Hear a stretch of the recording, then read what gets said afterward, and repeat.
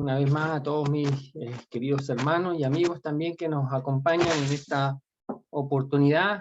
No está de más decir que es muy grato para nosotros poder estar aquí con ustedes, poder disfrutar de la palabra de Dios y de la guía del Señor. Así que vamos a comenzar una vez más leyendo el capítulo 5 de Efesios.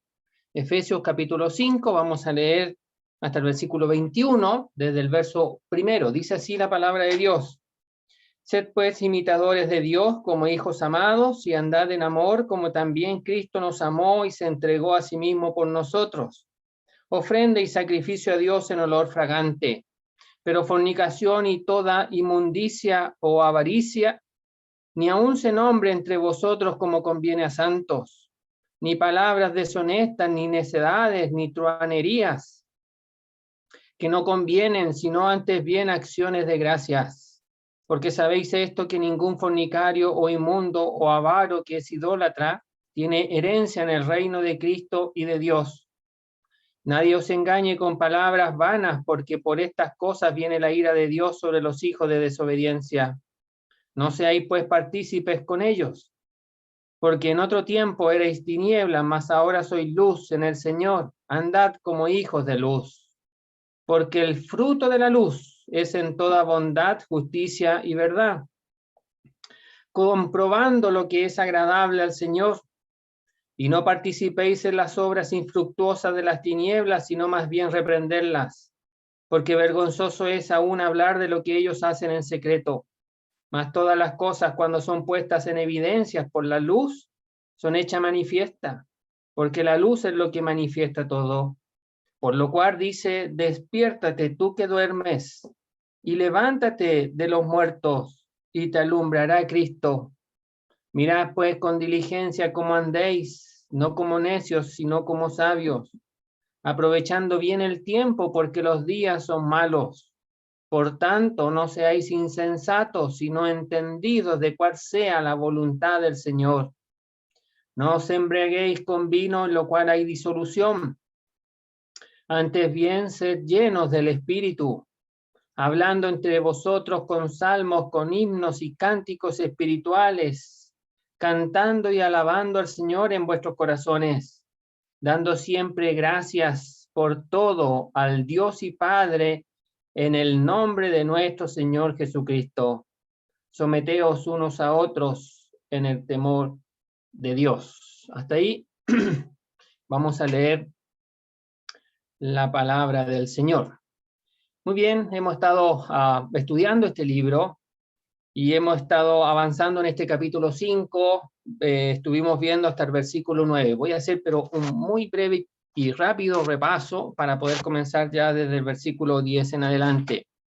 Bueno, tenemos en los primeros dos versículos que el apóstol nos llama a imitar a Dios. Y hemos dicho que la primera vez y única vez que aparece en el Nuevo Testamento ser imitadores de Dios. El apóstol Pablo ha usado esa expresión imitar, pero aquí exclusivamente ser imitador de Dios. Nos ha llamado a imitarle a Él como Él imita a Jesucristo. Nos ha llamado a veces a imitar a la iglesia evangelística en Tesalónica, como ellos extendían el evangelio sin que ellos tuvieran necesidad de hablar a otros. Bueno, nos dice a nosotros que también tenemos que ser imitadores de aquella iglesia evangelística. Pero aquí en forma exclusiva se nos incentiva, fíjese usted, se nos da el tremendo honor y privilegio de imitar a Dios. Ahora, para que nosotros nos demos cuenta cómo debemos imitar a Dios, introduce a la persona de Jesucristo, quien nos hizo a Dios cercano, nos trajo a Dios. Tanto es así que él pudo decir a Felipe, cuando Felipe le pregunta y le dice: muéstranos al Padre y nos basta. Bueno, el Señor le dice: tanto tiempo he estado con vosotros, Felipe, y no me conocéis. O sea, Jesucristo hace posible que nosotros podamos conocer a Dios. Y ahora el apóstol Pablo nos dice que tenemos que ser imitadores de Dios como hijo amado. Y va a hablar de ese amor que mostró Jesucristo. ¿Y cómo lo hizo? Bueno, lo hizo en su vida de dos maneras. Siendo ofrenda, es decir, viviendo exclusivamente enfocado hacia Dios. O sea, él tenía conciencia, estando en este mundo, y no solamente estando en este mundo, sino desde el punto de salir de de la presencia de Dios, en la cual él estaba en su eternidad, cuando él expresa y dice, envíame a mí, heme aquí, me preparaste cuerpo. Entonces el Señor Jesucristo sale de la presencia del Señor, de Dios, viene a este mundo como todos nosotros llegamos y anduvo en este mundo, pero desde la salida hasta su regreso, toda su vida fue enfocada hacia Dios, porque él era ofrenda. Y la ofrenda, fíjese usted, se pensaba, el oferente pensaba en una ofrenda y cuando pensaba en esa ofrenda, pensaba que la iba a llevar a Dios. Entonces, desde el momento en que iba a buscar la ofrenda hasta que la llevaba a la presencia de Dios, todo ese transcurso era pensado y enfocado en que se iba a presentar delante de Dios. Pero agrega también y dice sacrificio. Y el sacrificio nos habla de algo total, de algo completo. O sea, no se reservó nada para sí mismo, sino que se entregó completamente para Dios. O sea, no solamente su vida era enfocada hacia Dios, sino que él fue enteramente a Dios. No dejó nada para sí. No dijo, miren, en realidad le voy a dar el 99% a Dios y me voy a dejar un 0,1%. Un 0,1 no es nada, así que no creo que influya mucho. No. 100% para Dios. Entonces el apóstol Pablo nos dice, de esa manera tenemos que imitar. De esa manera tenemos que ser y demostrar en nuestra vida cristiana que somos hijos de Dios. Ahora, ¿de qué manera no debemos comportarnos? Versículos 3 y 4. Mire lo que hacen algunas personas. Fornicación, inmundicia, avaricia, ni aun se nombre entre vosotros como conviene a santos, ni palabras deshonestas, ni necedades, ni truhanerías que no convienen, sino antes bien acciones de gracia. Y entonces aquí en estos dos versículos nos describe lo que hacen algunos. Aquí están las acciones que ellos hacen. Fornicación, inmundicia o suciedad. Todo esto tiene que ver con la moral. Tienen una inmoralidad en su vida. Después dice avaricia, ese deseo de insatisfacción, de nunca llenarse, de querer y querer más y más y más y más y más. Son, como dijimos una vez, sacos rotos, nunca se llenan. Bueno, después dice, ni aun se nombre entre vosotros como conviene a santo. Aquí la idea no es que no se mencionen, ya que la Biblia sí las menciona, y nosotros tenemos que llamarlas por su nombre cuando se cometen, se practican, sino que aquí más bien la idea es que como estas cosas no son prácticas de los santos, no son temas de conversación entre el pueblo de Dios porque no las practican. Esa es la idea aquí. Entonces nos está invitando a vivir como conviene a los santos. Entonces, querido hermano, somos santos. Pero no solamente debemos conformarnos, si me permiten la expresión, con el título, sino que también tenemos que reflejarlo en nuestra vida. Entonces tenemos que vivir vidas santas. Mire, ser cristiano no es hablar de Cristo. Yo esto lo he dicho y lo vuelvo a decir. Ser cristiano no es hablar de Cristo. Muchos hablan de Cristo. Los católicos hablan de Cristo. Los testigos de Jehová hablan de Cristo. Los mormones hablan de Cristo. Y ellos no son cristianos. Por lo tanto, ser cristiano no es hablar de Cristo, sino que más bien es vivir a Cristo. El cristiano vive a Cristo. Habla de Cristo porque vive a Cristo. Por lo tanto, nuestra vida tiene que reflejar a Cristo. Pablo dijo, ya no vivo yo, mas vive Cristo en mí. Y eso fue una realidad. Y dice, y lo que vivo en la carne, lo que vivo día a día, lo vivo en la fe del Hijo de Dios, el cual me amó y se entregó a sí mismo por mí.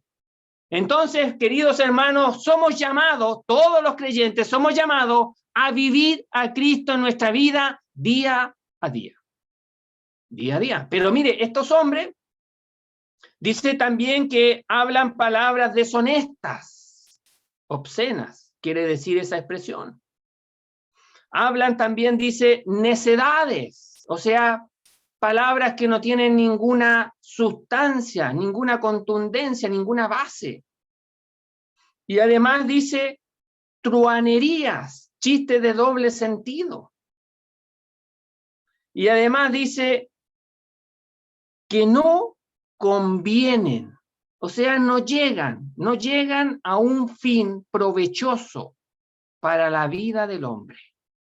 Antes bien, dice, o si no, antes bien, acciones de gracia. O sea, tenemos que ser agradecidos a Dios por lo que Dios ha hecho en nuestra vida. Entonces, ahora va a identificar a estas personas que practican esas cosas. Mire lo que dice el versículo 5. Porque sabéis esto, que ningún fornicario.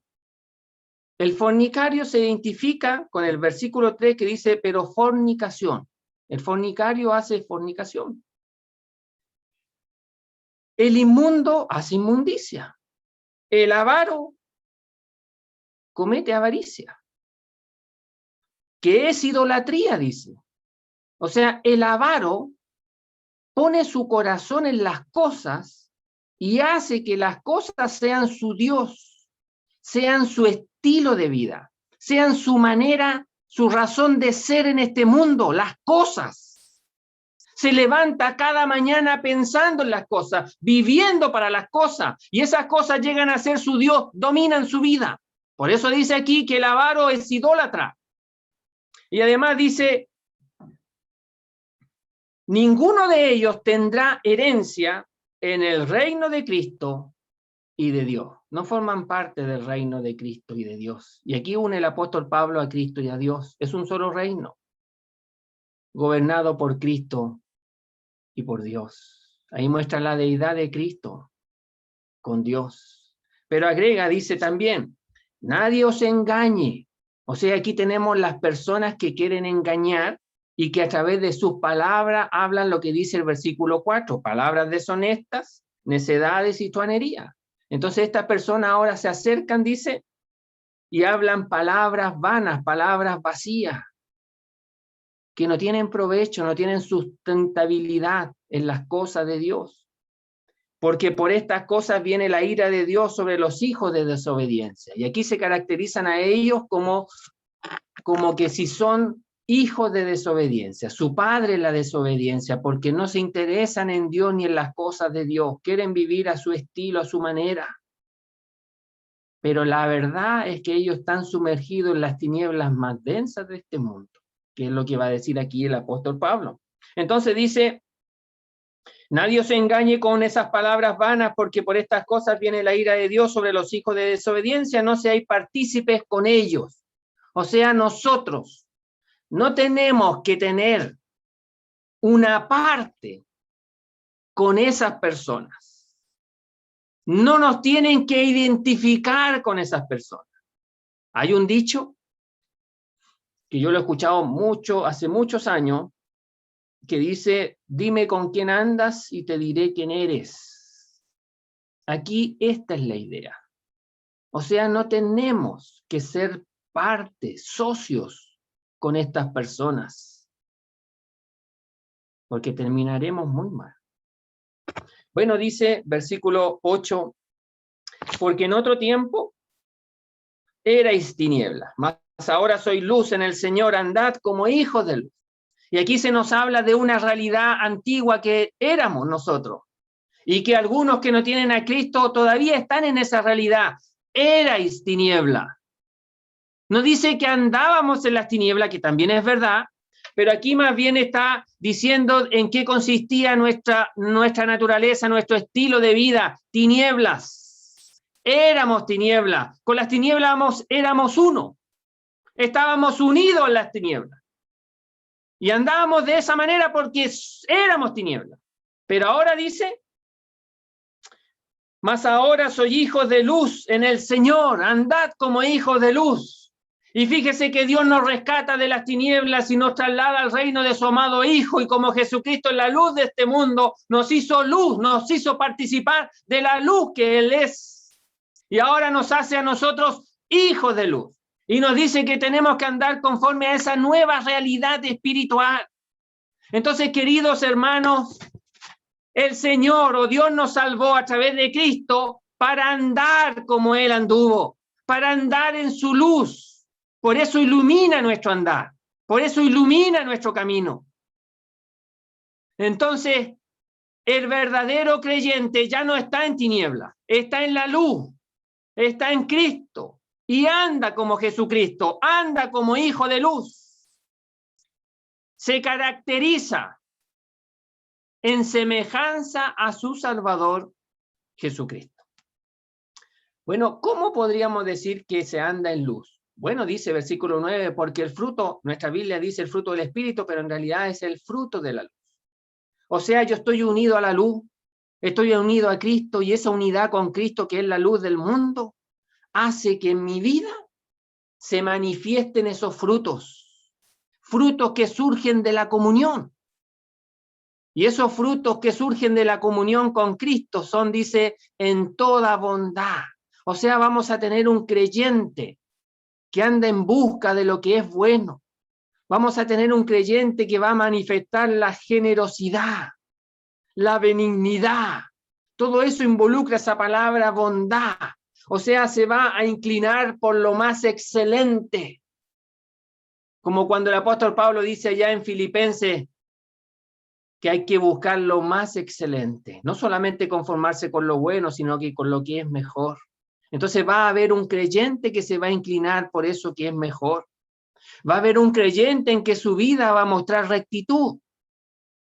Va a ser de una sola línea. Y eso apunta a justicia. Es una vida recta delante de los hombres, manifestando de la misma manera como Jesucristo vivió una vida en rectitud, enfocada, de una sola línea. Fíjese que a veces en conversaciones con hermanos, uno después termina y le dice, oye hermano, qué sé yo, se ponen de acuerdo para juntarse en parte y acuerdan la hora, etcétera, etcétera. Y como gracia se le dice, oye, ya, pero anda, no vaya a no ir, porque me da la idea que a veces no se les cree lo que dicen. Bueno, no. El cristiano, su sí tiene que ser sí, su no tiene que ser no. Rectitud. Y además dice verdad. O sea, tiene que ser verdadero, tiene que ser genuino. Esto habla de transparencia, de genuidad. O sea, si yo soy de una manera aquí, tengo que ser de la misma manera allá. Y en cualquier lugar, tengo que ser de la misma manera. No puede ser, queridos hermanos, que yo me comporte de una manera en mi casa y de otra manera diferente en la asamblea local. Y de otra manera muy diferente en el trabajo. Tengo que comportarme de la misma manera en todos los lugares donde esté. Porque sabe, querido hermano, quizás no nos damos cuenta, pero nuestra manera de comportarnos diferente en los distintos lugares donde nosotros nos encontremos va a hacer que la gente no nos crea. Va a crear desconfianza en la gente. Y cuando queramos hablarle del Señor, no nos van a escuchar. No nos van a escuchar. Entonces, fíjese que aquí el apóstol Pablo tiene en mente el testimonio de la vida del creyente.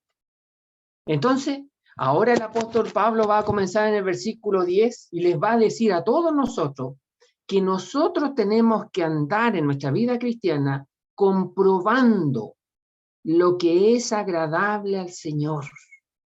Y así comienza el versículo 10, dice, comprobando lo que es agradable al Señor. Esa palabra comprobar, fíjese usted, significa o se utiliza ahí cuando examinan el metal y lo colocan a prueba con el fin de ver su capacidad, su resistencia. Entonces es con el fin de poder sacar lo mejor de ese metal y que se utilice de buena manera. Entonces aquí la idea es que nosotros debemos de analizar, debemos de comprobar día a día las acciones nuestras, nuestra vida, de tal manera que nosotros analicemos el resultado de nuestra vida y veamos si nuestra vida agrada al Señor. Entonces aquí somos llamados cada uno de nosotros en forma individual a que cada uno de nosotros comprobemos nuestra propia vida. No me llama a mí aquí a que yo compruebe la vida suya. No. Aquí me está llamando a mí a que yo compruebe mi propia vida. O sea, yo tengo que examinar mi vida y tengo que ser honesto en este examen. Usted sabe que hay algunos que copian en los exámenes. Bueno, aquí no podemos copiar. Aquí tenemos que ser honestos. Estamos delante de Dios para vivir en su presencia. Y aquí se nos está dando la herramienta, fíjese usted. El apóstol Pablo nos está diciendo, mis queridos hermanos, aquí ustedes tienen que poner de su parte. Aquí ustedes tienen que ser honestos consigo mismo y delante de Dios. Y ustedes tienen que examinar su propia vida. Entonces aquí yo tengo que reflexionar. ¿Cómo he vivido mi vida cristiana? Y tengo que analizar mi vida. Y ese análisis tiene que llevarme a corregir las deficiencias delante del Señor. De tal manera de que este análisis, esta prueba, es para mejorar la calidad de vida. No es para rechazar, sino que más bien es para que sea aprobada. Es para que sea mejorada. Entonces aquí el apóstol Pablo nos está dando la tremenda posibilidad de parte del Señor para que cada uno de nosotros tomemos manos en el asunto y corrijamos nuestra propia vida delante del Señor para la honra y gloria de su nombre y no para quedarnos descalificados. Esa es la idea aquí. O sea, el apóstol Pablo quiere que en este examen salgamos aprobados, de tal manera que podamos corregir lo deficiente para tener la aprobación, para salir bien con un buen checklist, que le llaman a veces las empresas que hacen los análisis. Entonces, querido hermano, aquí usted es parte fundamental. Aquí tenemos trabajo. Aquí sí que tenemos trabajo delante del Señor. Entonces, comprobando lo que es agradable. Agradable significa lo que es conforme, lo que está de acuerdo, lo que agrada al Señor. Y fíjese que aquí, en esta expresión agradable, nosotros tenemos que tener transformaciones en nuestra vida. Para que nosotros nos demos cuenta qué es lo que agrada al Señor, nuestra vida tiene que ser transformada.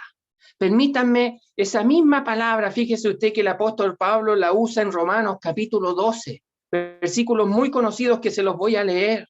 Dice, así que hermanos, os ruego por la misericordia de Dios, que presentéis vuestros cuerpos en sacrificio vivo, santo, agradable a Dios, que es vuestro culto racional. Y mire lo que continúa diciendo. No os conforméis a este siglo, sino transformados por medio de la renovación de vuestro entendimiento, para que comprobéis cuál sea la buena voluntad de Dios, agradable otra vez y perfecta. Por lo tanto, mis queridos hermanos, nosotros tenemos que sufrir transformación en nuestra manera de pensar.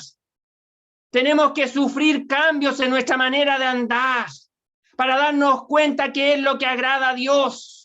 Y aquí el apóstol Pablo en Romanos, el mismo que escribe ahí en Efesios, nos dice a nosotros que tenemos que rendir nuestra vida a Dios en sacrificio vivo, santo, exclusivo para Él. Dice que es un sacrificio vivo porque tenemos que rendir nuestra voluntad de manera consciente, de manera voluntaria a nuestro Dios. Y si uno hace eso, va a estar agradando al Señor y si va a poder comprobar lo que agrada a Dios. Tiene que sufrir una transformación en nuestra manera de pensar. Es decir, la palabra de Dios tiene que morar en abundancia en nuestra vida, en nuestro corazón, de tal manera que transforme nuestra manera de pensar, nuestra manera de ver las cosas. Fíjese que cuando nosotros llegamos al Señor, llegamos con todas las cosas que practicábamos en el mundo.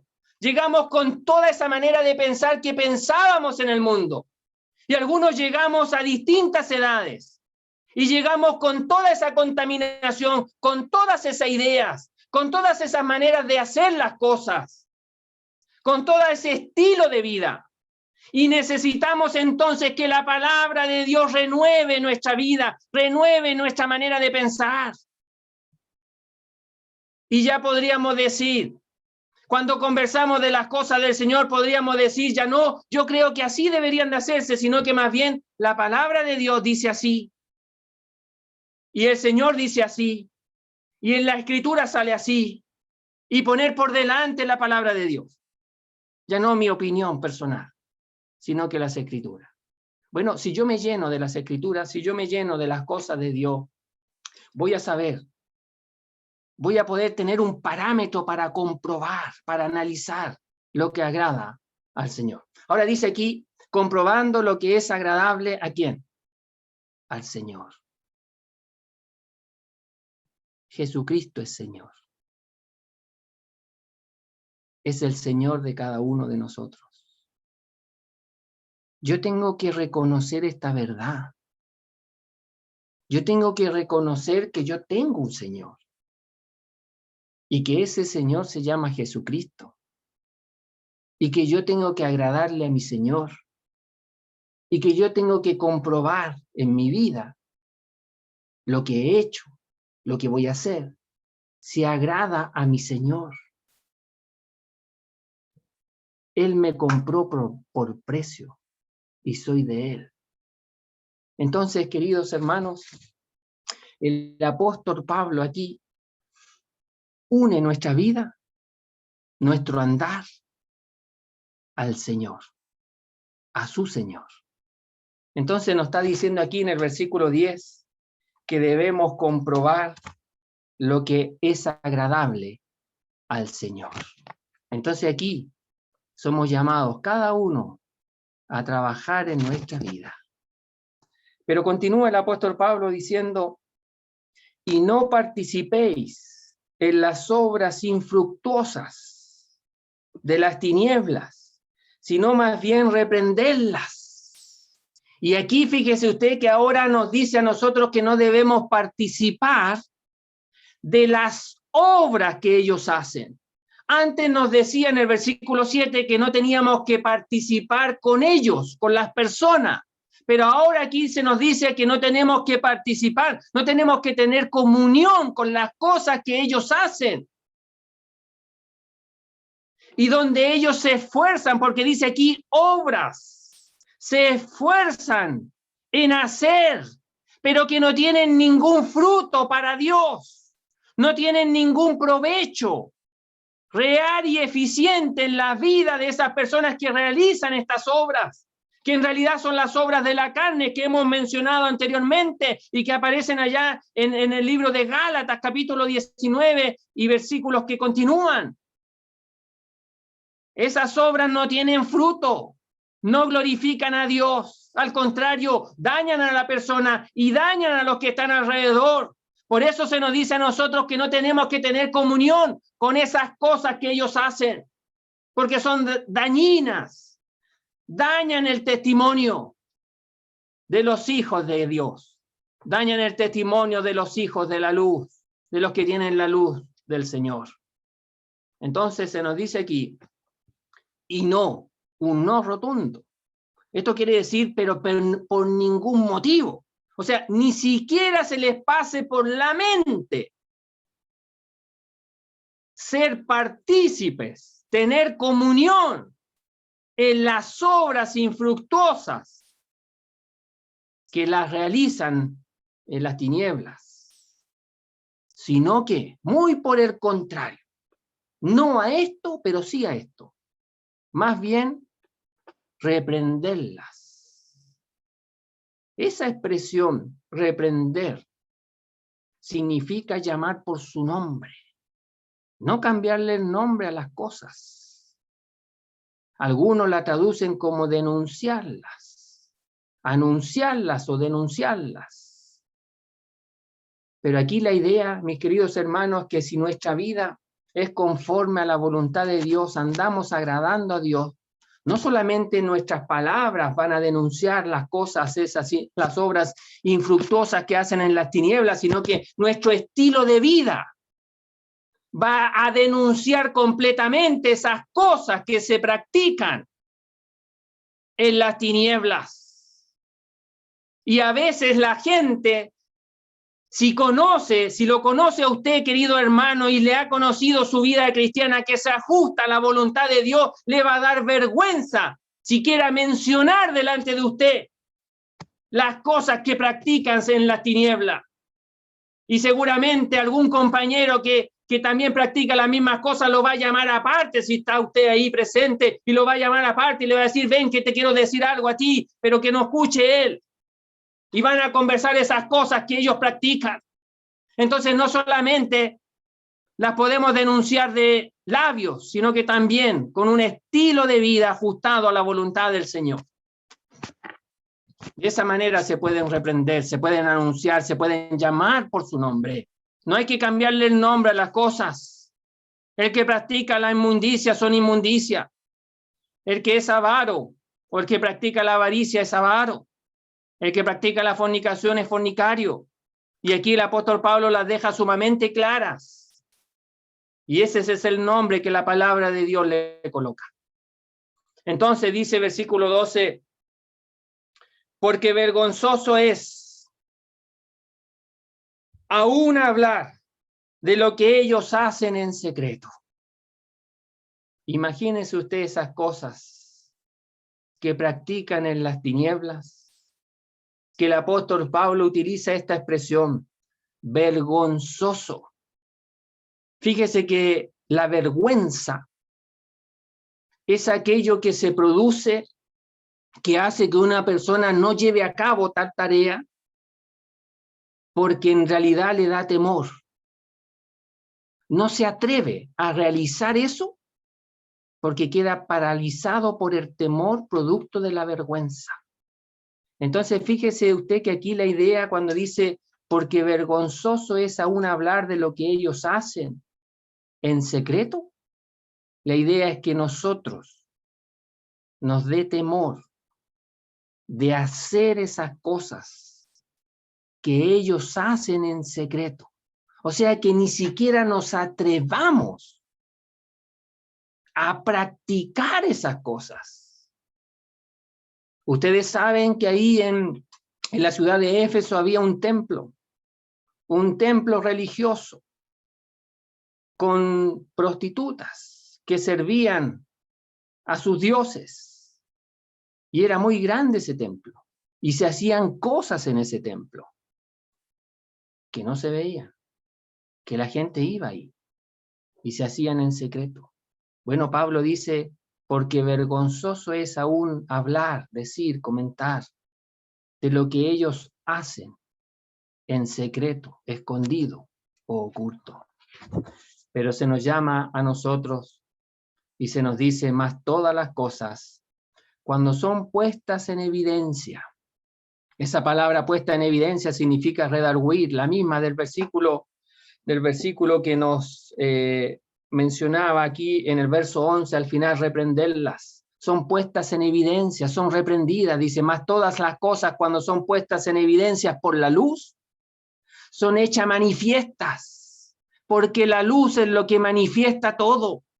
Y entonces, mis queridos hermanos, aquí lo que está diciendo es que la luz de Cristo, que ha alumbrado a cada creyente que se ajusta a la voluntad del Señor, va a andar alumbrando y sacando a luz, manifestando todas esas cosas que están ocultas en las tinieblas. Y no solamente las va a dejar en evidencia para que las vean, para que se muestren, para que se reflejen, sino que también significa su procedencia, de dónde proceden.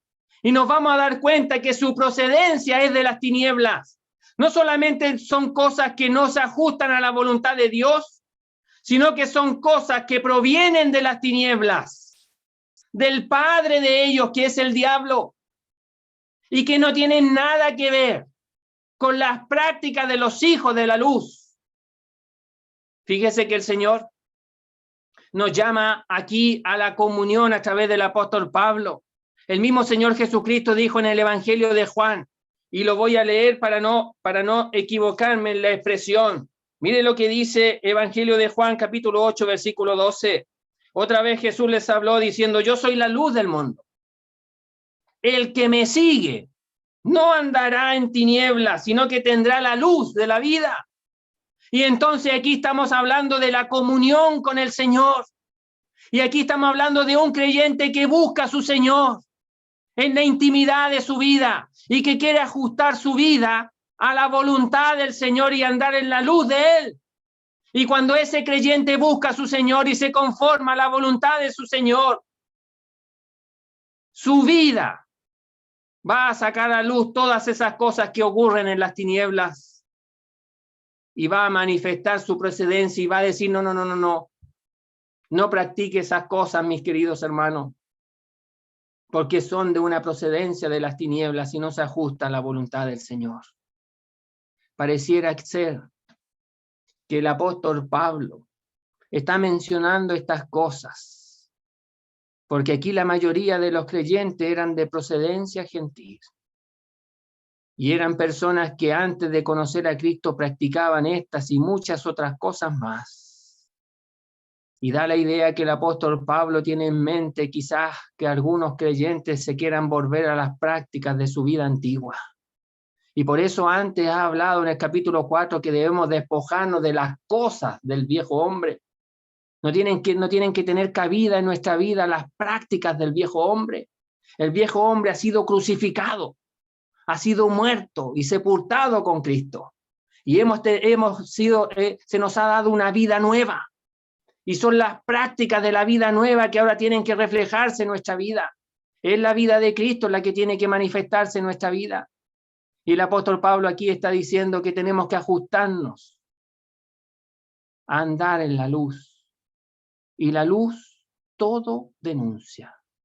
Todo presencia de oscuridad, de tiniebla, desaparece frente a la luz. Entonces, el andar en la luz no solamente va a ayudar a los que están alrededor nuestro, sino que nos va a preservar a nosotros de que las tinieblas no se acerquen, de que las prácticas que se realizan en la tiniebla no sean parte de nuestra vida, porque está ahí la luz en nuestra vida.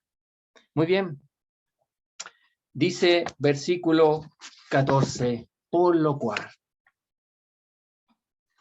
cual dice, despiértate tú que duermes y levántate de los muertos y te alumbrará Cristo. Fíjese que esta expresión, algunos discuten que de dónde ha surgido porque no hay un versículo concreto, específico, idéntico a esto. Hay varios versículos que si uno los junta puede sacar la expresión, pero el que más se le ajusta es Isaías capítulo 60, versículo 1. Algunos piensan incluso que es parte de un himno que se cantaba en los comienzos del cristianismo, pero independientemente como sea, aquí lo tenemos como palabra de Dios inspirada. Y lo mínimo que significa esta expresión, por lo cual dice, y podríamos pensar que eso significa, a lo menos significa que es el sentir de la palabra de Dios. Por lo tanto, aquí el apóstol Pablo está diciendo que el sentir de la palabra de Dios es que el creyente ya no se duerma, es que el creyente no viva una vida espiritual indiferente, que le dé lo mismo, sino que más bien sea una vida despierta delante de Dios. Y por eso dice aquí, despiértate tú que duermes. Aquí la idea es levántate. Ya no sigas acostado, sino que más bien levántate, despierta de ese sueño. Fíjese que dormirse significan a lo menos tres cosas. Una persona cuando está dormida está sin actividad, porque no hace nada. Está dormida, está ahí, quieta ahí. Entonces es una vida inactiva. La segunda cosa que significa dormir es que es una vida sin comunicación. Está incomunicado porque no habla, no escucha y no habla porque está dormido. Una tercera cosa que significa dormir, fíjese usted, Es una vida insensible, pierde la sensibilidad. ¿Por qué? Porque está desconectado de la realidad. No sabe lo que está ocurriendo en su entorno, porque está dormido. Entonces, en realidad, esa expresión lo que quiere decir, querido hermano, es que no podemos vivir nuestra vida cristiana siendo indiferente, sin darnos cuenta de lo que está ocurriendo en nuestro entorno, sin escuchar al Señor y comunicar las cosas del Señor a otros.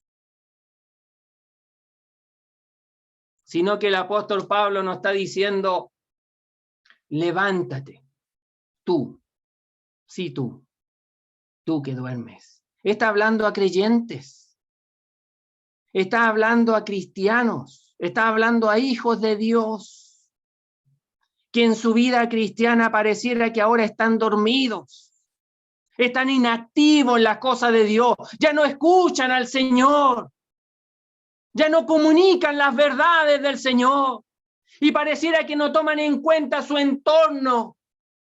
Pareciera que no se dan cuenta para dónde el mundo los está arrastrando y los está llevando, la corriente de este mundo. Y entonces le está diciendo, mira, querido hermano, a ti te digo, despiértate tú que duermes. No sigas durmiendo. Abre los ojos. Date cuenta cómo estás viviendo tu vida delante del Señor. Y vuélvete a Él. Pero agrega, fíjese, dice, despiértate tú que duermes y levántate, ponte de pie. O sea, no solamente tengo que abrir los ojos si estoy pensando en que estoy acostado, durmiendo, no solamente tengo que abrir los ojos, sino que también ahora me tengo que levantar. Y el levantarme, querido hermano, apunta a que yo tengo que ser activo en esta parte. No solamente tengo que abrir los ojos y eso me habla de una claridad mental. No solamente me tengo que dar cuenta aquí que estoy mal en mi vida cristiana, sino que tengo que tomar cartas en el asunto. Tengo que ser parte activa y tengo que levantarme de la cama. No basta con que abra los ojos y me dé cuenta que estaba dormido. Me quedé dormido. Sino que tengo que levantarme. Tengo que pararme, tengo que ponerme de pie. Y tengo que ponerme de pie, ¿de dónde? De entre los muertos. Porque estoy ahí en ese ambiente y no muestro diferencia, no hay diferencia. El que está dormido no muestra diferencia con los que están muertos. Y Pablo quiere que seamos diferentes. Y por eso nos dice, levántate, ponte de pie de entre los muertos. Y mire lo que va a ocurrir, mire esta promesa grandiosa. Y te alumbrará Cristo. Esta es una promesa gloriosa para los que estando dormidos, abren los ojos, se dan cuenta en la situación que están, no quieren seguir así, no quieren vivir más su vida cristiana de esta manera, y se ponen de pie, y salen de entre los muertos, y te alumbrará Cristo. La luz de Cristo te alumbrará tu andar y tu sentar, tu entrada y tu salida. La luz de Cristo hará que tú no tropieces, hará que tú no caigas, te sostendrá, te cuidará del peligro, te advertirá. Mira, ahí hay un obstáculo, porque la luz de Cristo está alumbrando tu camino. Y esa es una promesa que el apóstol Pablo da, pero depende, y es para aquel que despierta de entre los dormidos y se levanta de entre los muertos, y Cristo, la luz de Cristo, la alumbrará. Mirad, pues, con diligencia cómo andéis, no como necio, sino como sabio. Aquí está llegando ya a una de las conclusiones el apóstol Pablo. Y otra vez, nos da esa tremenda responsabilidad a nosotros. Y nos dice a nosotros, mirad, presten atención, ponga realmente atención, sea contemplativo, observe. Aquí no basta con echar solo un vistazo nomás. Es decir, esa expresión mirar es mucho más que echar un vistazo. No nos debemos conformar con echar un vistazo nomás, como quien mira para el lado y listo. Y ni se acuerda lo que miró. Santiago lo expresa como aquel que se mira en un espejo, mira su apariencia, se va de ahí y después ni se acuerda cuál era su apariencia. ¿Por qué? Porque echó solamente un vistazo nomás. Una mirada así de entre ojos. Miró para que no dijeran que no mira. Aquí la idea es contemplar, observar con atención. ¿Qué es lo que tenemos que observar?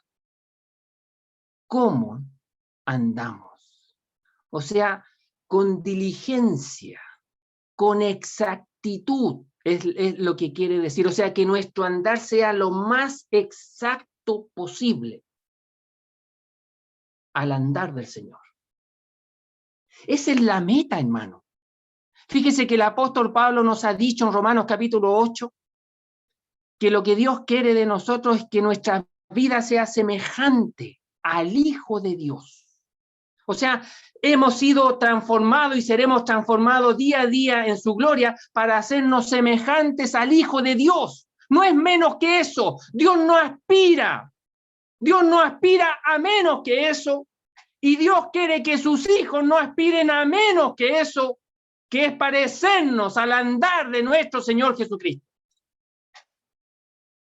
Fíjese que cuando a los creyentes se les llamó por primera vez cristianos, se les dijo que eran cristianos porque mostraban una semejanza a Cristo. Y cuando el apóstol Pedro testificó, dice que él mostraba en su vida que era un seguidor de Jesucristo. Bueno, esa es nuestra aspiración, hermano. Hasta allá tenemos que apuntar en nuestra vida cristiana. No nos conformemos con menos que eso. En esto seamos ambiciosos, en ser semejantes a Jesucristo y andar como él anduvo, seguir sus pisadas. Seamos ambiciosos en eso, en parecernos, seguir las pisadas de Jesucristo. Lo vamos a dejar hasta aquí esta parte. Quiero solamente referirme a mis queridos amigos que aún no conocen a Cristo y con lo que ocurre con aquellos que viven en las tinieblas y practican esa vida, la corriente de este mundo. Mire lo que dice el Señor en el Evangelio de Juan. Habló también respecto de esto. Dijo, el que en él cree no es condenado. Estoy leyendo Juan capítulo 3, versículo 18. Después de haber expresado, porque de tal manera amó Dios al mundo que ha dado a su Hijo unigénito para que todo aquel que en él crea no se pierda, mas tenga vida eterna. El Señor ha dicho, porque no envió Dios a su Hijo al mundo a condenar al mundo, sino para que el mundo sea salvo por él. Y escuche estas palabras, querido amigo. El que en él cree no es condenado. Pero el que no cree ya ha sido condenado porque no ha creído en el nombre del unigénito Hijo de Dios. Y esta es la condenación, que la luz vino al mundo y los hombres amaron más las tinieblas que la luz, porque sus obras eran malas. Porque todo aquel que hace lo malo aborrece la luz y no viene a la luz, para que sus obras no sean reprendidas, no sean puestas en evidencia. Es la misma expresión que aparece allá en Efesios, pero agrega, más el que practica la verdad, viene a la luz, para que sean manifiesto que sus obras son hechas en Dios, son hechas conforme a Dios. Y aquí se nos da la clave para aquellos que están en tiniebla, el mismo mensaje que un día cada uno de nosotros, que antes estábamos en tiniebla, que antes éramos tinieblas, escuchamos este mensaje glorioso del Evangelio, que Jesucristo es la luz del mundo. y que aquella luz verdadera venía a este mundo a alumbrar a todo hombre y a toda mujer. Y no solamente alumbra al hombre y a la mujer, sino que dio su vida en la cruz del Calvario por sus pecados y por mis pecados, por esos pecados sucios que usted ha cometido en aquel lugar donde está, en las tinieblas de este mundo. Y Dios sabe lo que ha hecho. Quizás son ocultas para otras personas. Quizás sus padres no saben lo que ha hecho. Quizás su esposa no sabe lo que ha hecho. Quizás sus vecinos no saben lo que ha hecho. Pero Dios sí sabe lo que usted ha hecho. Y aún así, envía a su Hijo Jesucristo a morir por esos pecados. Querido amigo, queremos decirte que Jesucristo murió en la cruz del Calvario por todos tus pecados, por esos que has cometido, por todos ellos. Y dio su vida para que tú no pagues tus propios pecados. Pero debes de reconocer delante de Dios que esos pecados tuyos te condenan. Son lo suficientemente serios delante de Dios que merecen el castigo eterno. Pero Cristo pagó por ellos. ¿Para qué? Para que tú, creyendo en Cristo, tengas vida eterna y no vayas a la condenación. Dios quiere librarte de la condenación y es por eso que vino Cristo y murió por ti. Pero tú tienes que creer en Cristo para ser librada de esa condenación de tus pecados. Es el llamado que hacemos en esta hora. Y volvemos a leer estas palabras.